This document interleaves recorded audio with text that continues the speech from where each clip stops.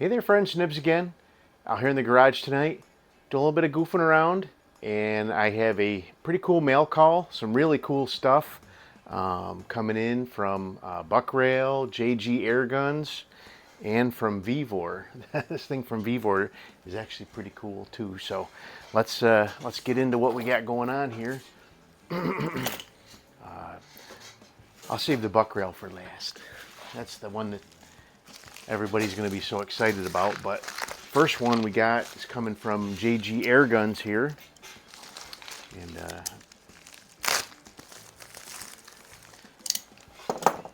so they have a a minimum order amount, so you got to order at least a certain amount from them for their packaging. But so I ordered some more pellets. But so I grabbed some 18.13 22 cal pellets. We'll try those and some of the new 22s I got here, but what I really needed was this leather seal, and I didn't grab the gun. I should have. All right, sorry about that. I should have grabbed that before I started up. But got all the parts there for it. But what we have here is a really cool old Haenel model 28, and this is needed a new leather seal. The leather seal was completely obliterated, and this is supposed to be a replacement leather seal for it. And we'll get that put together. This is a gun that was sent over to me by Randy. You've seen several of his guns on the channel in the past, and he's sending me some more cool stuff. But let's so that fits right in there. So this little the old leather is just completely obliterated, but this little piece goes inside of there now. I'm not sure if it was how it came to be like that, but there is actually a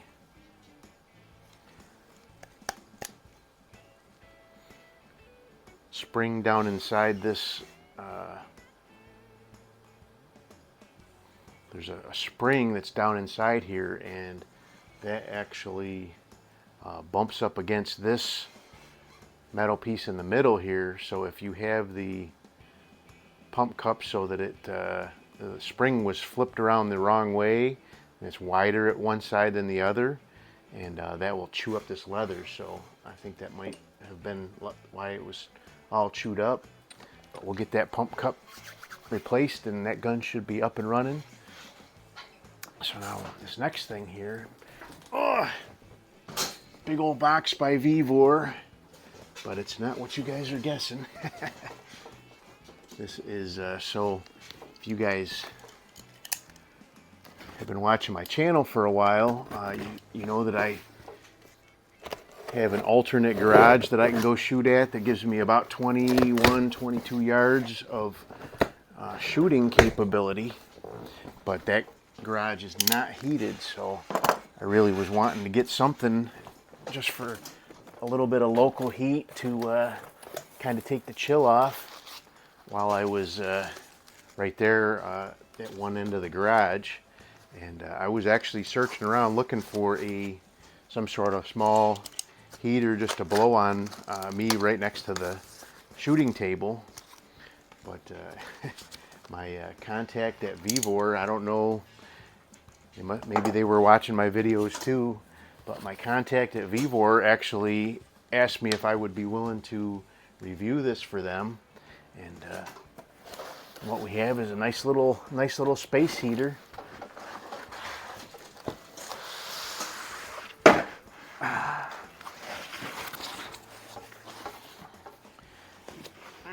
Kind of looks like some assembly required, maybe, but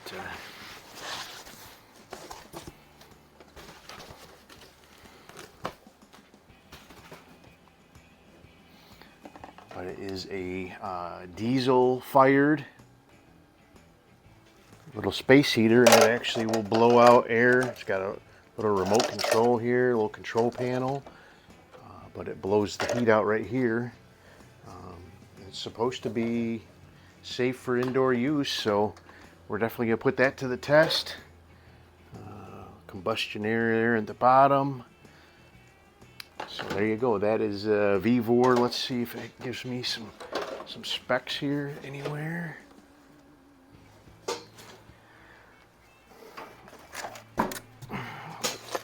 Let me just look real quick, see if there's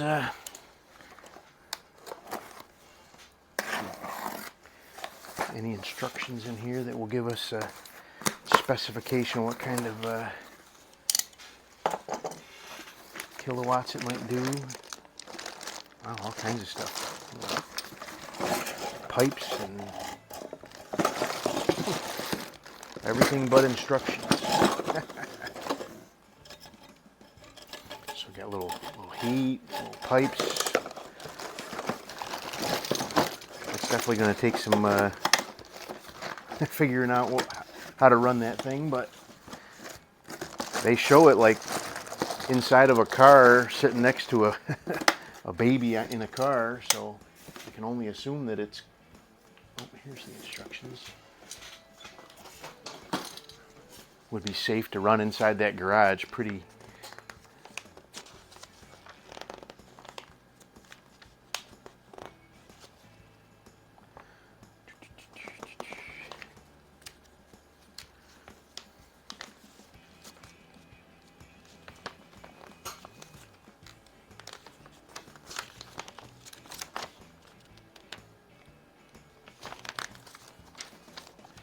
All I want to see is the spec sheet right now.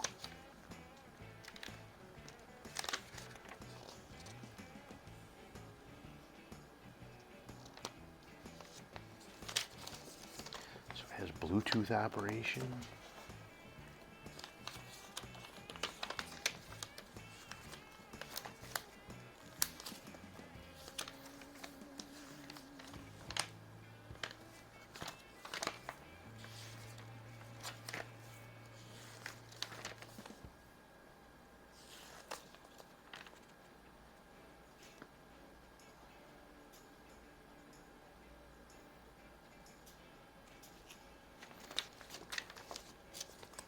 It runs off at 12 volts, so I will have to supply a 12 volt power supply for it. I have supplies, it's no big deal.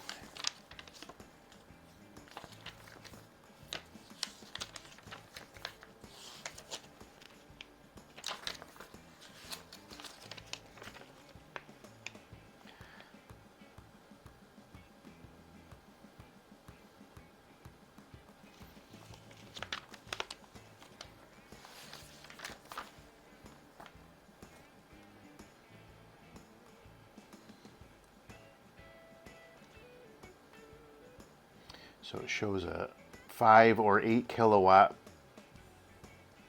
output. I don't know what that equates to as far as BTUs go. I'll have to try to figure that out, but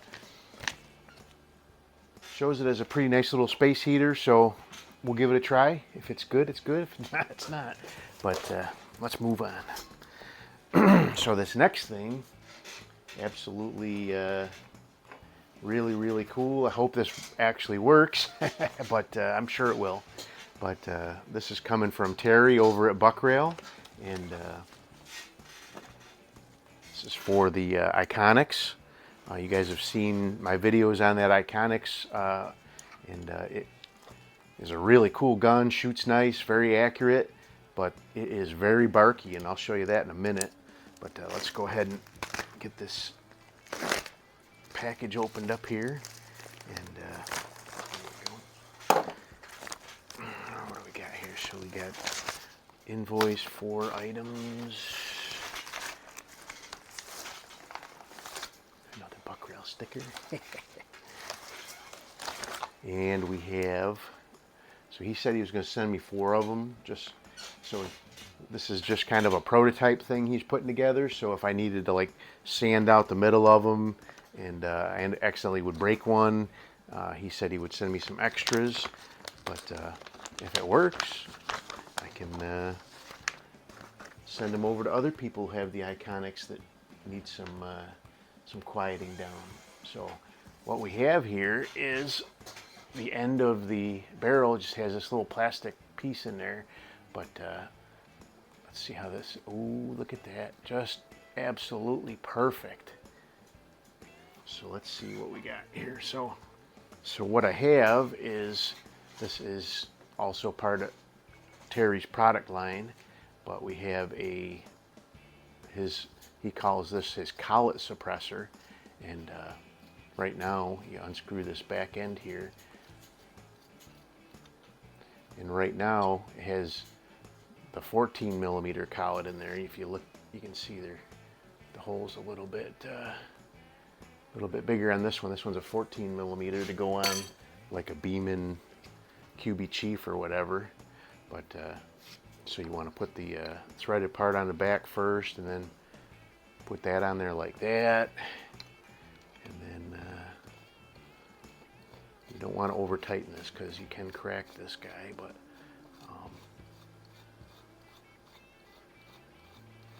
you might need to experiment with, you know, like moving it out or up or down one way or another to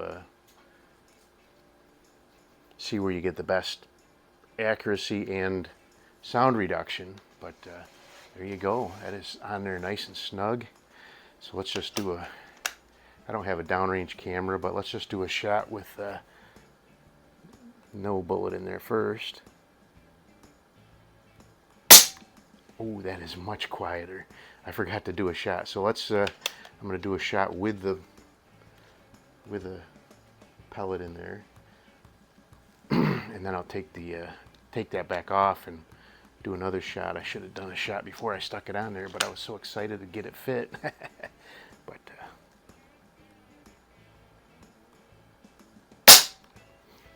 still, it's got a little bit of crack to it, but man, it is like night and day difference. So let's go ahead and I can just unscrew this front part.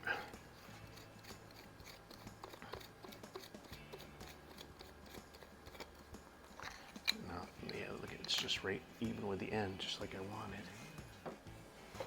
So now let me just do another shot. And I've only shot this once or twice in the garage. It is very loud. It's like a 22, so I don't want to do too much and rile the neighbors, but that is loud. That is really loud. So we will be getting this out to the range very, very soon, and